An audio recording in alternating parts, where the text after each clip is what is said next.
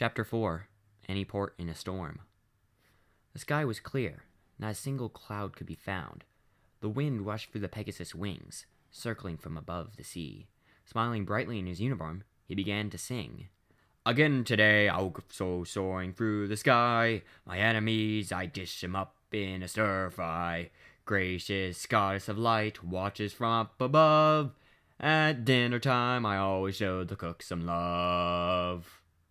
Just as he finished, a beeping in his ear drew his attention. Ensign Cake! The Zebra Empire is attacking the HMS Celestia. We need Captain Equestria! The voice screamed. The Pegasus nodded audibly. He pulled out a button and pressed it. Solar reactor activate! He yelled as he was consumed in a blinding light. The Pegasus was now enveloped in a gloriously shining armor with the flag of Equestria emblazoned on his chest and back. For truth, justice, and the Equestrian way! He yelled as he dived on towards the Zebra battleship. Smashing on the deck, several snarling zebras advanced on Captain Equestria. Bang! Pow! Biff! The zebras fell down in a dramatic fashion after being assaulted in unarmed combat. Captain Equestria looked around, assessing his surroundings heroically. Ah, Captain Equestria! So good of you to come to your doom! A zebra officer announced. Legate Laudinium! Captain Equestria gasped. The same. Are you prepared to die for your pitiful country? The legate taunted. I'll die for my country any day, but you won't get the satisfaction, the captain retorted. The legate laughed as his right eye opened to reveal a glowing laser. A glowing ball of hard light appeared before the captain. The blast of energy from the two opponents collided with a burst of light. Who will come out on top? Find out in the next issue of Captain Equestria. Do your part, children, and recycle cans and paper like this issue for the war effort. Every little bit counts. This comic is produced by the Ministry of Morale and edited by the Ministry of Image. Well, that sucks, I heard Eclair announcing after putting away the comic book. Getting right to where the good bar is and they just ended on ya. It's called a cliffhanger, Eclair, I said. Comics always do that to you to get you to buy the next one. Eclair was pouting. She was right, though. The way they ended the first issue sucked. Now, if they had done a movie adaptation, they'd have to wrap up in the climax. Then just lead to the foreshadowing of the next potential 2 sequels. Providing it does well enough in the box office. Any luck on the radio? I asked Sorbet. She had been fiddling with the radio in both of their pit bucks ever since that broadcast went through a couple hours ago. Spotty. Even if I boosted our reception with my pit buck, can't get the signal long enough to do anything good. She twisted some knobs for a few moments. The static buzz of the radio should give way to a couple notes from a song that then cut out again. Honestly, I'm surprised DJ Pone 3's station can be even heard out here. Broadcasting from 10 Pony Tower, which is miles away from the coast, might I add. All the way out here. Who is this DJ Pone 3 anyways? I asked. I was surprised any pony listened to the radio, let alone run a radio station. Some pony who, in addition to playing decent music, does news reports on the happenings all over Equestria. How he does it, I'm not quite sure, but if his signal can reach out here, then maybe I can get tabs on Stable City, she said aloud. And the west of Equestria, I thought to myself. That, and there is only so much arguing about story structure one pony can take, she said through her teeth as she continued fiddling with the radio. One of the corners of her mouth started to curl up ever so slightly. Smug little. Hey, I can see lights! Eclair pointed excitedly. I turned my head in that direction. A small spot to the northeast of us was immediately visible. A glint of light would blink in regular intervals. Something was signaling us. Eclair, can you flash your Pitbuck's lamp feature thing a couple of times? I asked her. She nodded and lifted her Pitbuck up. She pressed the light button on her device on and off about once every half a second. The glinting in the distance stopped. Sorbet, get ready. Someone wants to talk to us. Get ready for what exactly? She asked, raising an eyebrow. Well, if they start to get unruly, then, well, shoot 'em. I answered, thinking of the best wording. Shoot him? The eyebrow was going to stretch to the back of her head if she wasn't careful. Politely, I elaborated. She smirked and loaded the Zebra 9mm. Equestria rustled up anything that looked valuable and stashed it in the lockboxes. I stood and watched the other vessel approach. The boat that approached looked like it was expensive at some point. A personal yacht. Probably with enough room on board for maybe 2 ponies, 3 if one slept on deck. The word Princess was stenciled in the bow. Its sail was legitimately designed to be a sail. Our mighty Poseidon had it beat in deck space, but comparing a yacht to a flatbed is like comparing oranges to bananas. Atop the nose stood his captain and noticeably only resident. A pony wrapped head to flatlock in belted leather. A slight reflection of the goggles hid the pony's eyes. The only part not obscured was a blonde tuft of their mane and tail. The pony tilted its head back slightly at the sight of me.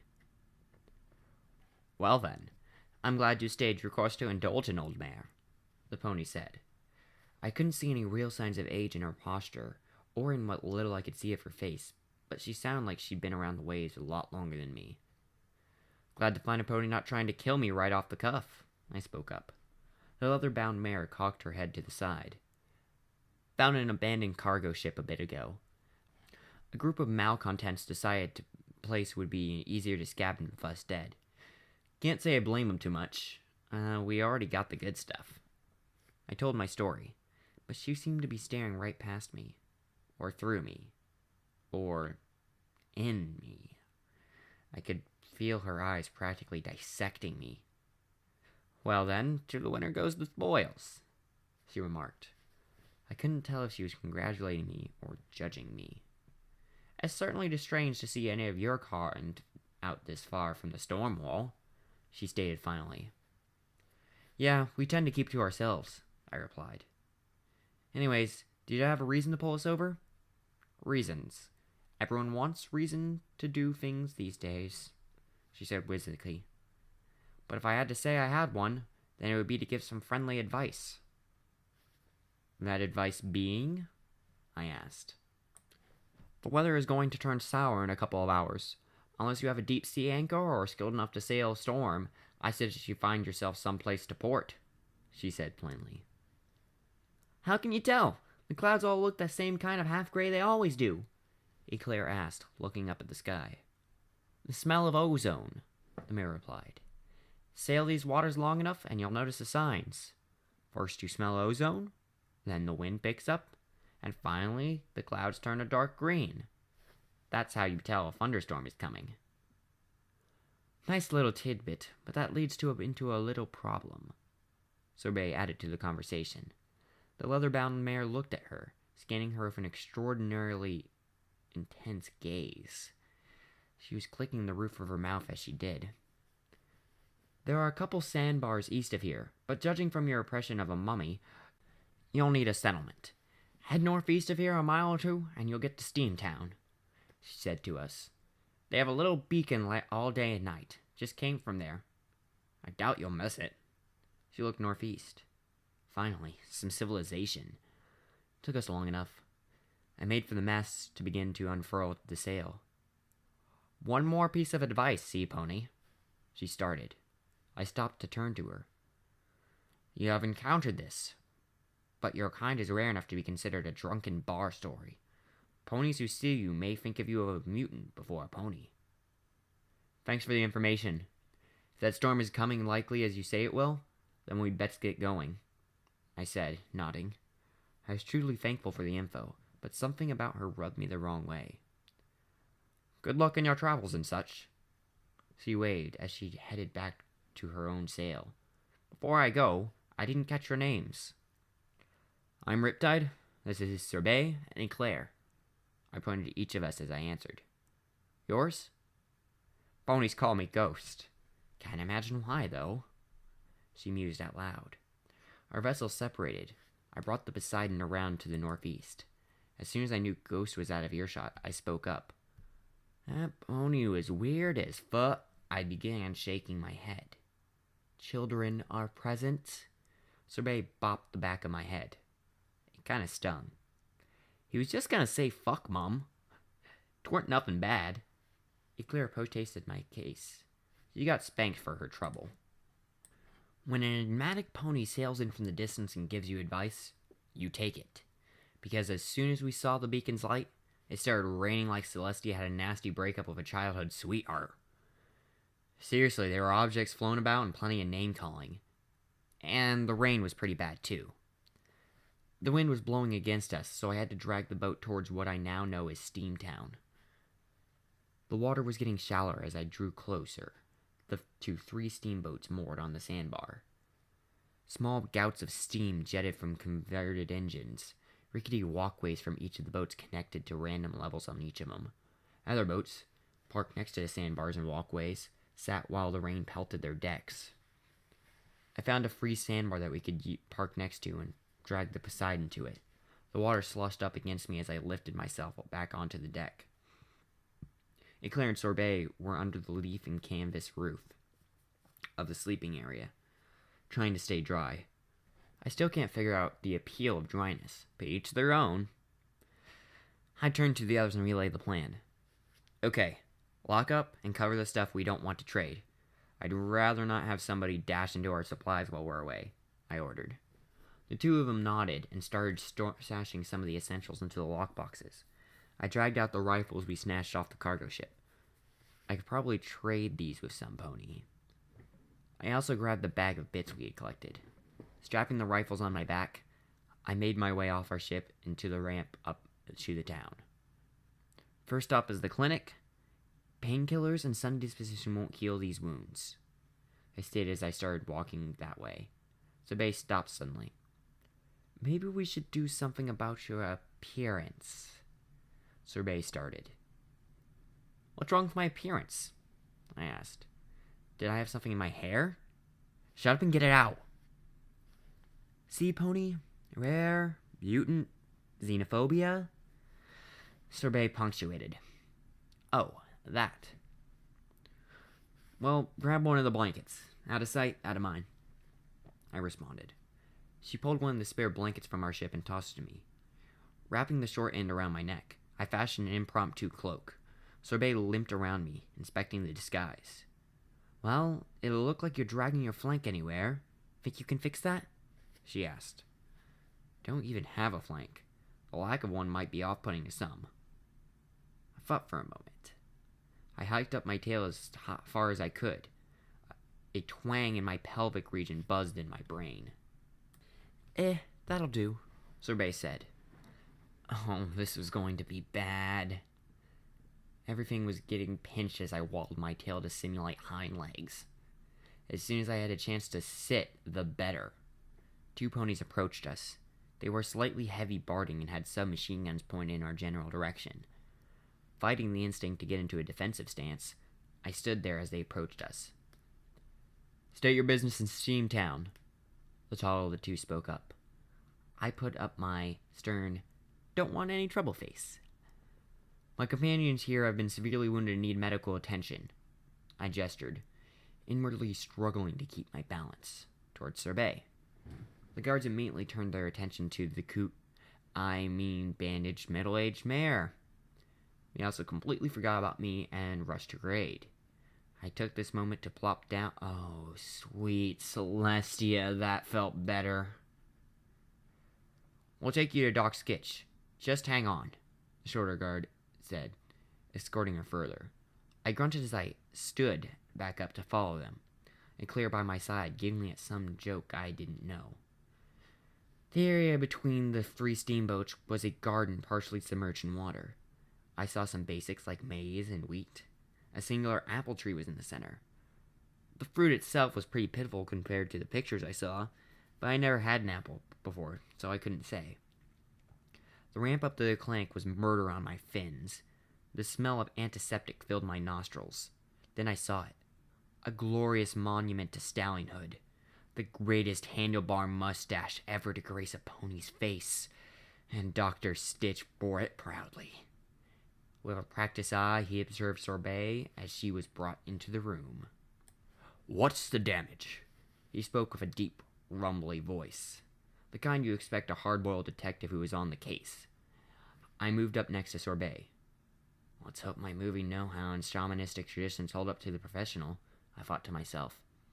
My friend here received several injuries along the spine due to shrapnel from an engine explosion a few days ago.